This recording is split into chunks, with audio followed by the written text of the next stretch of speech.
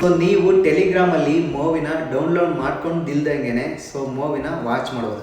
So ಅದು ಹೇಗೆ ಅಂತೀರಾ? ಸೊ ಅದಕ್ಕಿಂತ ಮುಂಚೆ ಈ ವಿಡಿಯೋ ಒಂದು ಲೈಕ್ ಮಾಡಿ, ಯಾರಾದರೂ ಹೊಸ್ತಾ ನೋಡ್ತಾ ಇದ್ದರೆ ಸಬ್ಸ್ಕ್ರೈಬ್ ಮಾಡೋದನ್ನು ಮರಿಬೇಡಿ. ಜಸ್ಟ್ ನೀವು ಸಿಂಪಲ್ ಸ್ಟೆಪ್ ಫಾಲೋ ಮಾಡಬೇಕಾಗುತ್ತೆ. ಜಸ್ಟ್ ಟೆಲಿಗ್ರಾಮ್ ಮೇಲೆ ಕ್ಲಿಕ್ ಮಾಡಿ. ಸೊ ಟೆಲಿಗ್ರಾಮ್ ಅಪ್ಲಿಕೇಶನ್ ನೀವು ಇನ್ಸ್ಟಾಲ್ ಮಾಡ್ಕೊಂಡಿಲ್ಲ ಅಂದರೆ ನೀವು ಪ್ಲೇಸ್ಟೋರ್ಗೆ ಹೋಗ್ಬಿಟ್ಟು ಇನ್ಸ್ಟಾಲ್ ಮಾಡ್ಕೊಳ್ಳಿ. ಜಸ್ಟ್ ಟೆಲಿಗ್ರಾಮ್ ಮೇಲೆ ಟ್ಯಾಪ್ ಮಾಡಿ. ಸೊ ಈ ಥರ ಟೆಲಿಗ್ರಾಮ್ ಮೇಲೆ ಟ್ಯಾಪ್ ಮಾಡಿದ ತಕ್ಷಣ ನೀವು ಎಲ್ಲೋ ಜಾಯ್ನ್ ಆಗಿರ್ತೀರ ಹಲವಾರು ಮೂವಿ ಗ್ರೂಪಲ್ಲಿ. ಸೊ ಅವು ಆಟೋಮೆಟಿಕ್ ಸೆಂಡ್ ಮಾಡಿರ್ತಾರೆ. ಸೊ ಅದನ್ನು ಡೌನ್ಲೋಡ್ ಮಾಡಿಕೊಂಡು ನೀವು ಮೂವಿನ ನೋಡ್ತೀರ. ಬಟ್ ನಾನೇನು ಹೇಳ್ತಾ ಇರೋದು ಏನಂದರೆ, ಡೌನ್ಲೋಡ್ ಮಾಡ್ಕೊಂಡಿಲ್ದಂಗೆ ಹೇಗೆ ನೋಡೋದು ಅಂತ. ಸೊ ಡೌನ್ಲೋಡ್ ಮಾಡ್ಕೊಂಡಿಲ್ದಂಗೆ ಹೇಗೆ ನೋಡೋದಪ್ಪ ಅಂತಂದರೆ, ಟೆಲಿಗ್ರಾಮ್ ಓಪನ್ ಮಾಡಿದ ತಕ್ಷಣ ಲೆಫ್ಟ್ ಸೈಡಲ್ಲಿ 3 ಲೈನ್ಸ್ ಇದೆ ನೋಡಿ. ಈ ಥರ ಜಸ್ಟ್ 3 ಲೈನ್ಸ್ ಮೇಲೆ ಕ್ಲಿಕ್ ಮಾಡಿ. ಸೊ 3 ಲೈನ್ಸ್ ಮೇಲೆ ಕ್ಲಿಕ್ ಮಾಡಿದ ತಕ್ಷಣ ನಿಮಗೆ ಕಾಣ್ತಾ ಇರ್ಬೋದು ಕೆಳಗಡೆ ಸೆಟ್ಟಿಂಗ್ಸ್ ಅಂತ ಇದೆ. ಜಸ್ಟ್ ಸೆಟ್ಟಿಂಗ್ಸ್ ಮೇಲೆ ಕ್ಲಿಕ್ ಮಾಡಿ.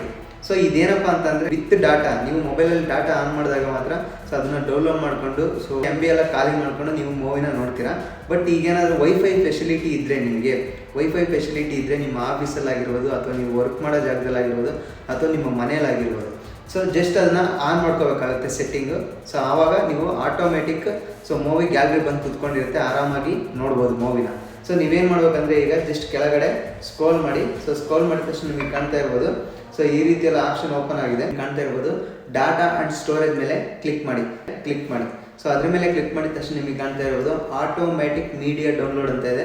ಜಸ್ಟ್ ಕೆಳಗಡೆ ಸ್ಕ್ರೋಲ್ ಮಾಡಿ. ವೆನ್ ಯೂಸಿಂಗ್ ಮೊಬೈಲ್ ಡಾಟಾ ಇದೆಯಲ್ಲ, ಅದನ್ನು ಈ ಥರ ಆನ್ ಆಗಿರುತ್ತೆ ನಿಮ್ಮ ಫೋನಲ್ಲಿ, ಟರ್ನ್ ಆಫ್ ಮಾಡ್ಕೊಳ್ಳಿ. So when connected to wifi ಅಂತ ಇದೆ, ಜಸ್ಟ್ ಅದನ್ನು ಆನ್ ಮಾಡ್ಕೊಳ್ಳಿ. ಸೊ ಅದನ್ನು ಆನ್ ಮಾಡಿದ ತಕ್ಷಣ ನಿಮಗೆ ಕಾಣ್ತಾ ಇರೋದು ಫೋಟೋ, ವೀಡಿಯೋಸ್ ಆ್ಯಂಡ್ ಫೈಲ್ಸ್ ಅಂತ ಇದೆ.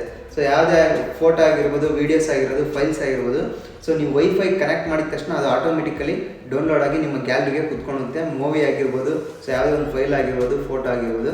ಸೊ ನೀವು ಅವಾಗ ಈಸಿಯಾಗಿ ಹೋಗಿ ಗ್ಯಾಲರಿನ ಓಪನ್ ಮಾಡ್ಕೊಂಡು ಸೊ ಡೌನ್ಲೋಡ್ ಆದಂಥ ಮೂವಿನ ಸೊ ಈಸಿಯಾಗಿ ನೋಡ್ಕೋಬೋದು.